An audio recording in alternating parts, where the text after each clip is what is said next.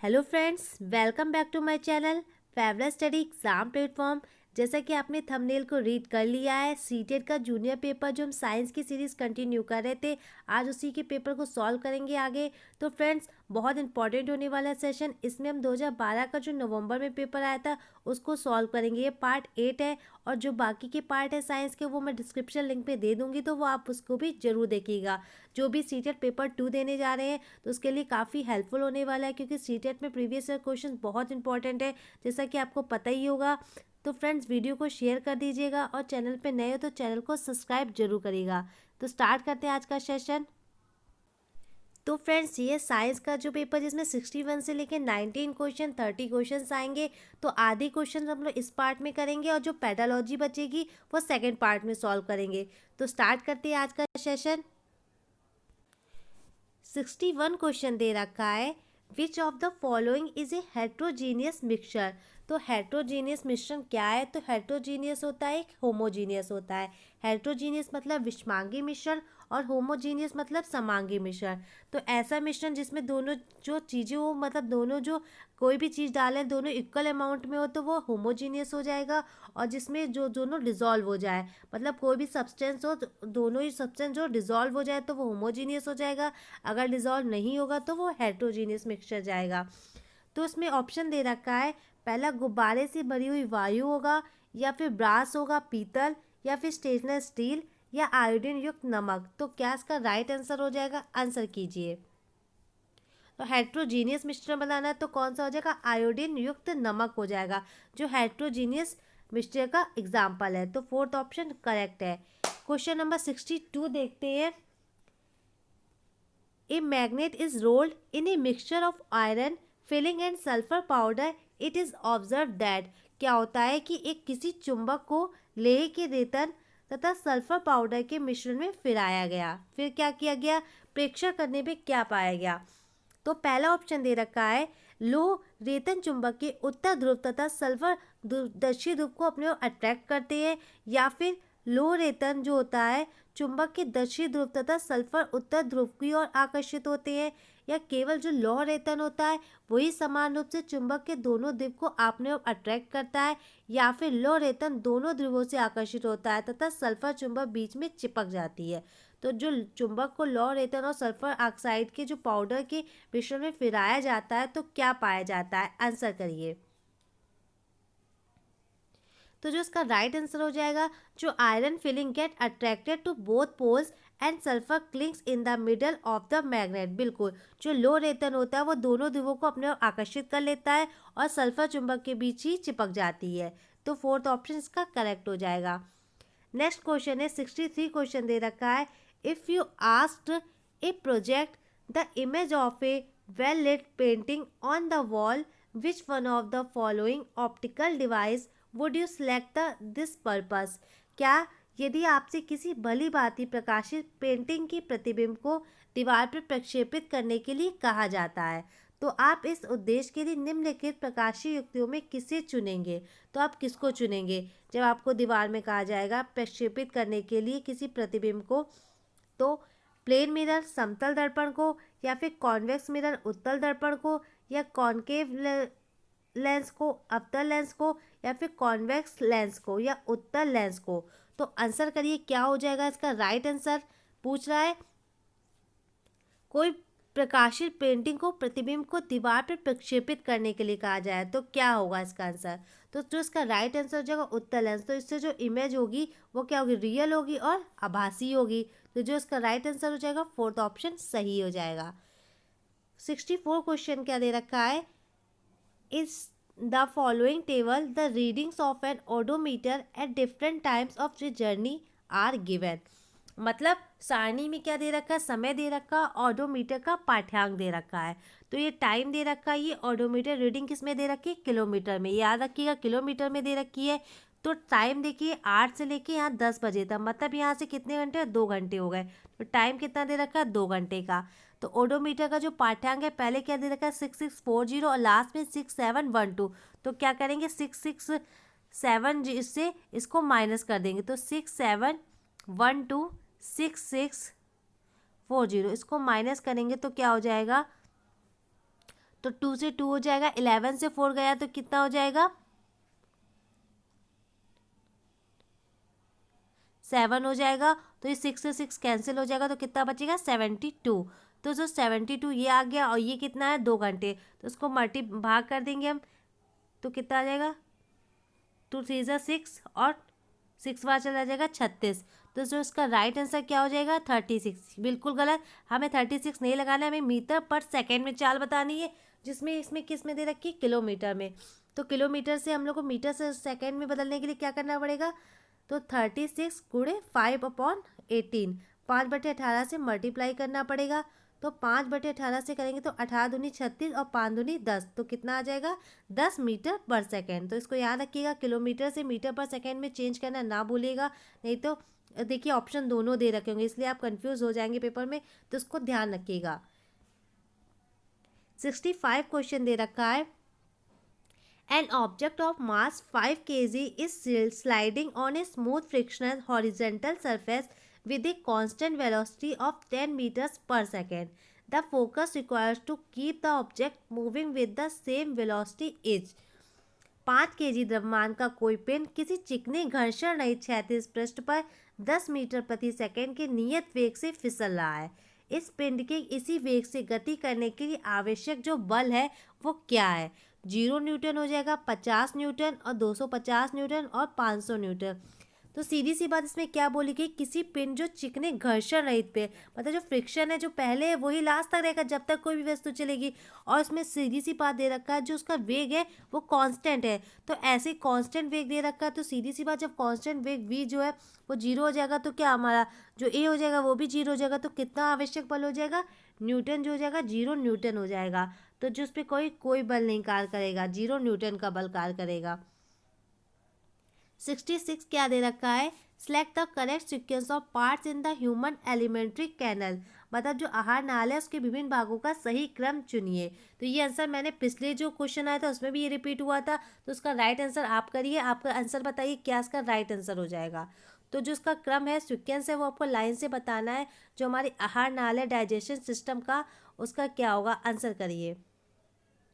सभी का आंसर सही आना चाहिए। मैं पिछली बार क्वेश्चन करवा चुकी हूँ, तो सबसे पहले क्या होगा मुख होएगा, मुख के बाद ग्रास नलिका ग्रसिका हो जाएगी, बिल्कुल सही। फिर आमाशय स्टोमक, फिर स्मॉल इंस्टाइन क्षुद्रांत छोटी आंत, फिर वृदांत मतलब बड़ी आंत। तो जो उसका सीक्वेंस यही हो जाएगा, पहले मुख फिर ग्रसिका फिर आमाशय फिर छोटी आंत फिर बड़ी आंत।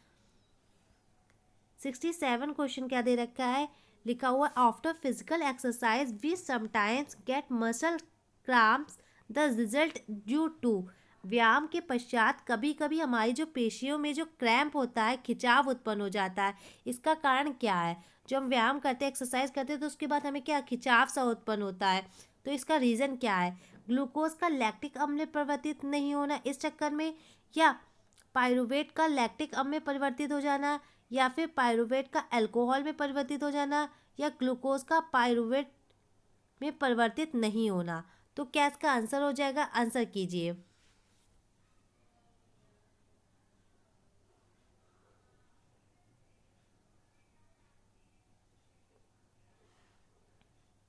तो जो इसका राइट आंसर हो जाएगा पायरुवेट का लैक्टिक अम्ल में परिवर्तित होना, इसी चक्कर में क्या होता है हमें खिंचाव उत्पन्न होता है, तो सेकंड ऑप्शन सही हो जाएगा। फिर देखिए डाइजेशन सिस्टम से क्वेश्चन आया, डाइजेशन सिस्टम से क्वेश्चन जरूर आते हैं, देखते हैं इसमें 3 क्वेश्चन डाइजेशन सिस्टम से दे रखे हैं। तो क्या करता है कभी कभी सीरियल एक ही टॉपिक से 3 4 क्वेश्चन दे देता है, तो उसको बहुत ध्यान से देखिएगा। Select from the following a set having correct combination of organs, तो पाचन तंत्र के भागों में हमें उस समुच्चय को ढूंढना है। Do not carry out and digestive function, जो पाचन कार्य नहीं करते, कौन सा जो पाचन का कार्य नहीं करते उसके भागों को हमें सही समुच्चय को ढूंढना है। तो ग्रसिका हो जाएगी मुखगुहिका या मलाशय, या ग्रसिका वृदांत मलाशय, या फिर ग्रसिका मुखगुहिका वृदांत, या शुद्धांत वृदांत या मलाशय। तो कौन सी जो होगी जिसमें हमें पाचन का कार्य नहीं करते हैं, कौन सा पाचन का कार्य नहीं करते हैं। तो जो इसका राइट आंसर हो जाएगा वो हो जाएगा सेकंड ऑप्शन ग्रसिका वृदांत और मलाशय, जो पाचन का काम नहीं करते हैं। मुखगुहिका में भी होगा, इसमें भी होगा, इसमें भी होगा, और यहाँ पे छोटी आंत है तो इसमें भी हो जाएगा। तो ये दोनों सही हो जाएंगे, तीनों सही हैं, लेकिन इसमें नहीं होता है। तो ऑप्शन जो पूछा गया किस में नहीं होता है, तो सेकेंड ऑप्शन सही है। लास्ट 69 है, the part of elementary canal which receive bile juice from the liver and store it in gall bladder is, मतलब आहार नाल का वो कौन सा भाग है जो यकृत से पित्त रस ग्रहण करते हुए उसे पित्ताशय में संग्रहित करता है। तो अमाशय करती है, ग्रसिका करती है, शुद्रांत या अग्नाशय। कौन सी आहार नाल का ऐसा पार्ट है जो यकृत से पित्त रस ग्रहण करके किस में करता है, पित्ताशय में। तो ये तो आपने पढ़ा ही होगा, अगर साइंस में नॉर्मल क्वेश्चन भी है। तो जो छोटी आंत का काम क्या होता है, यकृत से क्या करती है, पित्त रस को ग्रहण करती है, फिर जो क्या करती है इसको स्टोर करती है किसमें, पित्ताशय में। तो छोटी आंत बिल्कुल सही हो जाएगा, थर्ड ऑप्शन करेक्ट है।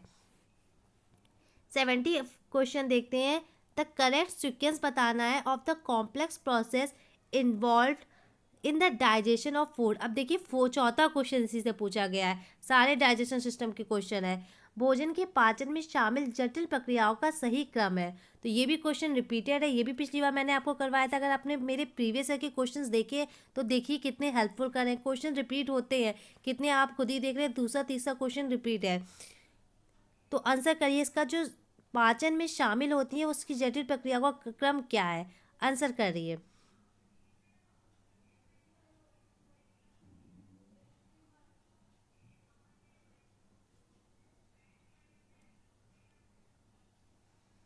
तो जो उसका राइट आंसर हो जाएगा, पहले क्या करेंगे, हम भोजन को अंतर्ग्रहण करेंगे, फिर डाइजेशन मतलब पाचन होगा भोजन का, फिर एब्जॉर्प्शन मतलब उसका अवशोषण करेंगे, फिर उसके बाद एसिमिलेशन मतलब उसका सौंगीकरण करेंगे, फिर बाद में जो हमारा खराब भोजन होगा उसका निष्कासन किया जाएगा, अपने शरीर से बाहर निकाला जाएगा।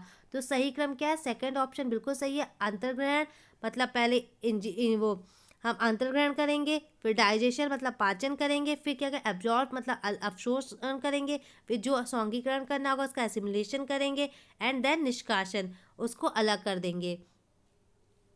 71 क्वेश्चन क्या दे रखा है, द्विग्रोम के संदर्भ में निम्नलिखित कथनों का अध्ययन कीजिए। मतलब विली के बारे में स्टेटमेंट कौन सा दे रखा है, ये उंगली के समान उभरी हुई संरचनाएं होती हैं, इनकी भित्तियां अत्यधिक पतली होती हैं, इनमें महीन छिद्र होते हैं जिसमें भोजन आसानी से गुजर जाता है, इनमें सूक्ष्म रुधिरवाहिकाओं का जाल फैला रहता है जो उनके पृष्ठ के समीप होता है।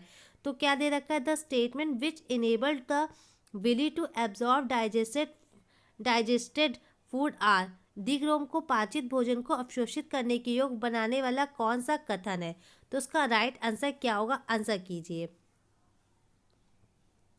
तो सीधी सी बात है, जो दीर्घ होती है उंगली के समान उभरी हुई संरचनाएं होती हैं, ये भी स्टेटमेंट बिल्कुल सही है। और जो उसकी जो भित्तियाँ होती है वो क्या होती है, स्मॉल प्रोसेस में जो क्या होती है, बहुत पतली होती है, बहुत मतलब थिन होती हैं। तो ये भी स्टेटमेंट सही है, जो उसमें क्या होते हैं, महीन छिद्र होते हैं, स्मॉल पोर्स होते हैं, और जिसमें भोजन जो होता है आसानी से क्या होता है, पास हो जाता है बहुत आसानी से। तो ये भी स्टेटमेंट सही है। ये स्टेटमेंट फोर्थ गलत हो जाएगा। तो ए बी सी स्टेटमेंट किस में दे रखा है, फर्स्ट में, तो ये ऑप्शन सही है। 72 क्वेश्चन देखते हैं, लिखा हुआ है, which of the following statement are true about photosynthesis. तो हमें किसके बारे में, प्रकाश संश्लेषण के संदर्भ में कौन सा जो स्टेटमेंट है सही है वो बताना है। तो पहला दे रखा है, इस प्रक्रिया में सौर ऊर्जा रासायनिक ऊर्जा में परिवर्तित होती है, या फिर प्रकाश संश्लेषण में CO2 तथा H2O का उपयोग किया जाता है, या प्रकाश संश्लेषण में CO2 मुक्त होती है, O2 मुक्त होती है, या फिर प्रकाश संश्लेषण में O2 मुक्त होती है तथा कार्बन मोनोऑक्साइड उपभुक्त होती है। तो आंसर कीजिए। तो आपको पता ही है, तो कार्बन डाइऑक्साइड और वाटर की प्रेजेंस में क्या होता है, जब वो लोग सूर्य मतलब सौर ऊर्जा में अपने सूर्य के प्रकाश में करते हैं तो क्या होता है, ग्लूकोज का निर्माण होता है। तो उसमें जो होता है, तो उसमें कौन सा जो स्टेटमेंट है वो ट्रू दे रखा है, आपको आंसर करना है।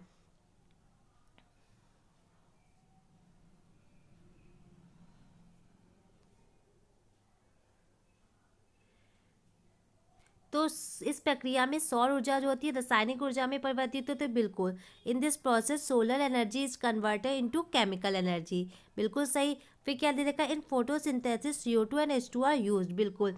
कि हमने बताया ना, मैंने 6 CO2 लेते हैं और 6 H2O के, 6 इसके मॉलिक्यूल लेते हैं और 6 इसके लेते हैं, फिर तभी तो बनता है ना ग्लूकोज, C6H12O6, और जो प्रकाश की प्रेजेंस में। तो क्या ऑक्सीजन के, वो कार्बन डाइऑक्साइड के और वाटर के दोनों के लेते हैं। तो वही पूछा गया, प्रकाश संश्लेषण में CO2 तथा H2 का उपयोग किया जाता है। ये भी दोनों स्टेटमेंट सही है। सी क्या दे रखा है, CO2 मुक्त होती है तथा O2 उपभुक्त होती है। तो ये तो गलत है, ऐसा तो कुछ नहीं है। CO2 मुक्त कैसे होती है? फिर प्रकाश संश्लेषण में O2 मुक्त होती है, बिल्कुल। ऑक्सीजन तो मुक्त होती है तथा कार्बन मोनोऑक्साइड उपभुक्त होती है। तो ये तो गलत बता रहा है। तो ए और बी जो स्टेटमेंट है वो फर्स्ट ऑप्शन में दे रखा है, तो फर्स्ट ऑप्शन सही है। ए और बी स्टेटमेंट करेक्ट है। 73 क्वेश्चन है, before playing a sitar a sitarist always adjust the tension of the string of the sitar and tries to plug it suitably. By doing so the sitar जो होता है वो क्या एडजस्ट करता है? तो सितार बजाने से पूर्व कोई सितार वादक सदैव ही सितार की डोरी को, तनाव को समायोजित करता रहता है। मतलब जो उसके टेंशन होता है उसको समायोजित करता है और उसे उचित प्रकार से झंकृत करने का प्रयास करता है। ऐसा करके सितार वादक है वो क्या एडजस्ट करना चाह रहा है? इसको मतलब सितार की डोरी द्वारा उत्पन्न ध्वनि की प्रबलता को, मतलब जो उसकी लाउडनेस है, जो साउंड है उसकी सितार की, उसको, या फिर जो वाइब्रेशन हो रहा है एम्पलीट्यूड का उसको, कंपन का आयाम, या फिर जो इंटेंसिटी है ध्वनि की तीव्रता है उसको, या फिर जो पिच होती है स्टार की स्ट्रिंग की उसको कर रहा है। सितार की डोरी का तारक। तो आंसर कीजिए, क्या इसका राइट आंसर हो जाएगा?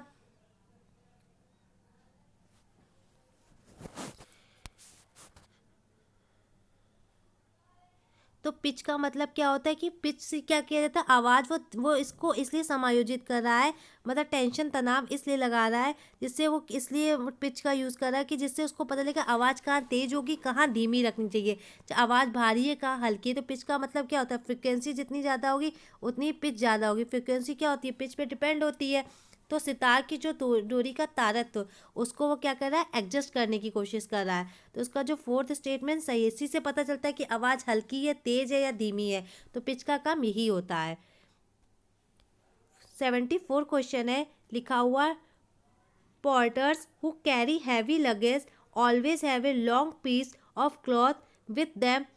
Before carrying the load on their head, they fold the cloth in the shape of a round disc and place it on their heads. By doing this, they भारी बोझ उठाने वाले कुली सदैव ही अपने पास एक क्या करते हैं, लंबा कपड़े का टुकड़ा रखते हैं। अपने सिर पर बोझ को रखने से पहले वे इस कपड़े की गोल चकती की आकृति को लपेटकर अपने सिर पर रखकर फिर उस पर क्या करते हैं, बोझ रखते हैं। ऐसा करके वे क्या करना चाह रहे हैं?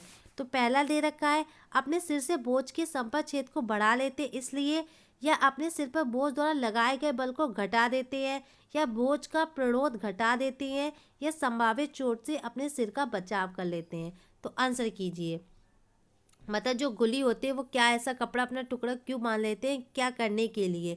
जो गोल चकती सा अपने सिर पे बांध लेते हैं तो वो ऐसा क्यों करते हैं? आंसर करना है। तो इसका आंसर कीजिए। ये दोबारा क्वेश्चन रिपीट हुआ, इसको मैंने पहले भी आपको समझाया था। तो सभी का आंसर करेक्ट होना चाहिए।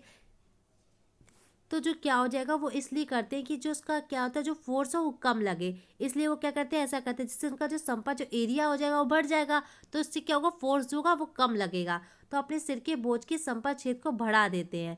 तो यही स्टेटमेंट सही है।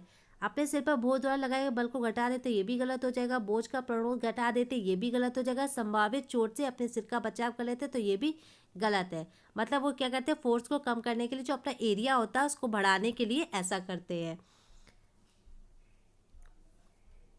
75 क्वेश्चन है, for the conversation of forest is successful strategy is essential this strategy should involve. वनों के संरक्षण के लिए एक सफल कार्यनीति आवश्यक है। इस कार्यनीति में शामिल होना चाहिए क्या? वनों के सभी भौतिक एवं जैविक संगठनों के संरक्षण के लिए व्यापक कार्यक्रम, या फिर शाकाहारियों का बचाव, प्रोटेक्शन ऑफ, या फिर उपभोक्ताओं का, या फिर उच्चतम पोषी स्तर के जंतुओं अर्थात शीश के मांसाहारियों का बचाव, क्योंकि वे शाकाहारी पर सीधे निर्भर होते हैं।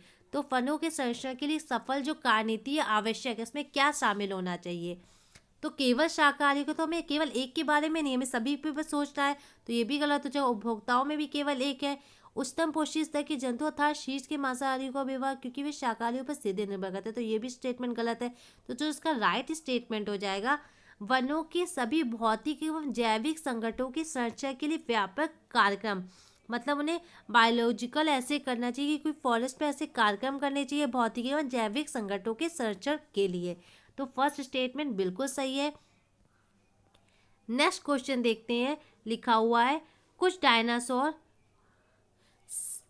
Some dinosaurs had feathers although they could not fly, but birds have feathers that help them to fly. In the context of evolution, this means that कुछ डायनासोरों के पर थे यद्यपि वे उड़ नहीं पाते थे, परंतु पक्षियों के पर होते हैं जो उड़ने में उनकी सहायता करते हैं। विकास के संदर्भ में इसका अर्थ क्या है, मतलब क्या बताना चाह रहा है विकास के संदर्भ में? सरीसृपों का विकास पक्षियों से हुआ है या पक्षियों का विकास सरीसृपों से हुआ है या फिर सरीसृपों एवं पक्षियों के बीच कोई विकासी संबंध नहीं है या दोनों ही जीवों पे समजात अंग है? तो आंसर कीजिए क्या इसका राइट आंसर हो जाएगा। तो जो पक्षियों का विकास है वो क्या है, सरीसृपों से ही हुआ है, तो यही स्टेटमेंट सही हो जाएगा। सेकंड स्टेटमेंट सही है। नेक्स्ट क्वेश्चन 77 लिखा हुआ है भूतापी ऊर्जा एक वैकल्पिक ऊर्जा स्रोत है। इस ऊर्जा के लिए सर्वाधिक संभाव्य क्षेत्र क्या है? जो तटीय क्षेत्रों के निकट है या फिर जहाँ कोयले की खानें हैं, जहाँ तापीय विद्युत संयंत्र है, जो भूपट्टी में तप्त स्थलों के ऊपर है। तो भूतापी ऊर्जा जो वैकल्पिक ऊर्जा का स्रोत है, इसके सर्वाधिक संभाव्य क्षेत्र वे है, तो वो वही क्षेत्र होंगे जहाँ पे बहुत हॉट हो, मतलब बहुत गर्म क्षेत्र हो। तो क्या होगा इसका राइट स्टेटमेंट? जो भूपट्टी में तप्त स्थलों के ऊपर है, मतलब hot spot in the crust में है, आर ओवर। तो यही फोर्थ स्टेटमेंट करेक्ट हो जाएगा। नेक्स्ट क्वेश्चन 78 है। लिखा हुआ है select from the following a set of 3 metals which are found in free state.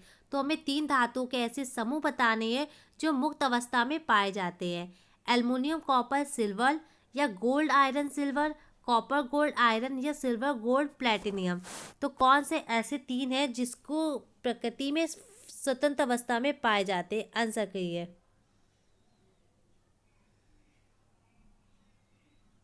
क्या इसका राइट आंसर हो जाएगा।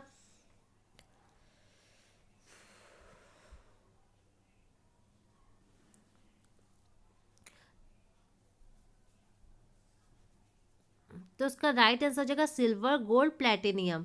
तो यही इसका राइट आंसर हो जाएगा। सिल्वर गोल्ड और प्लेटिनम जो होते हैं वो फ्री अवस्था में पाए जाते हैं।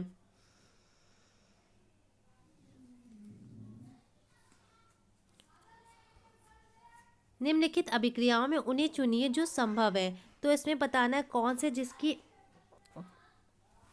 कौन सी अभिक्रिया संभव है। तो Al2SO4 दे रखा और कॉपर दे रखा है, जिसमें आपको पता है जो Al2SO4 है जो हमारी जो पीरियोडिक टेबल है वो सबसे ऊपर पाया जाता है, हाईली रिएक्टिव है। जबकि कॉपर है जो वो नहीं रिएक्टिव है, तो इससे क्या होगा, इससे कोई क्रिया ही नहीं होगी। तो ये तो ऑप्शन गलत हो जाएगा, तो इससे कोई हमारा बनेगा ही नहीं, रिएक्शन ही नहीं होगी। फिर FeSO4 में क्या है, ये जो Fe है वो नीचे की तरफ हो जाएगा, Zn जो है वो ऊपर हो जाएगा। तो ये जो इससे रिएक्शन हो जाएगी। हाँ बिल्कुल, इससे क्या हो जाएगी, Zn है तो हाईली रिएक्टिव है, तो इससे क्या हो जाएगा, तो क्या बन जाएगा, ZnSO4 बन जाएगा और Fe जो हो जाएगा वो बाहर निकल जाएगा। ZnSO4 बन जाएगा और Fe बाहर निकल जाएगा। फिर थर्ड दे रखा है CuSO4 प्लस Fe। तो बिल्कुल Fe भी है वो हाईली रिएक्टिव है, और जो CuSO4 है तो क्या हो जाएगा, Fe क्या करेगा, इसको रिएक्ट कर लेगा, क्योंकि ये रिएक्टिव है, ऊपर है पाया जाता है। जो ऊपर होंगे वो रिएक्टिव ज़्यादा होंगे, जो नीचे होंगे वो रिएक्टिव कम होंगे। तो इससे क्या बन जाएगा, इससे बन जाएगा FeSO4 और क्या निकल जाएगा बाहर, Cu, मतलब कॉपर बाहर निकल जाएगा। और Al2SO4 में क्या Zn नहीं होगा, क्योंकि ये हाईली रिएक्टिव नहीं है, तो इससे भी नहीं बनेगा। तो कौन सा हो जाएगा, सेकंड बी और सी जो हो जाएगा वो सही हो जाएगा। तो ये दोनों सही हो जाएंगे, तो फोर्थ स्टेटमेंट करेक्ट है। 80 क्वेश्चन दे रखा है the crop nutrition available in fertilization. Nitrogen potassium और आयरन उर्वरकों में उपलब्ध फसलों के लिए पोषक है। नाइट्रोजन फॉस्फोरस और पोटेशियम, या फिर नाइट्रोजन फॉस्फोरस और आयरन, या नाइट्रोजन सोडियम और पोटेशियम। आंसर कीजिए क्या हो जाएगा।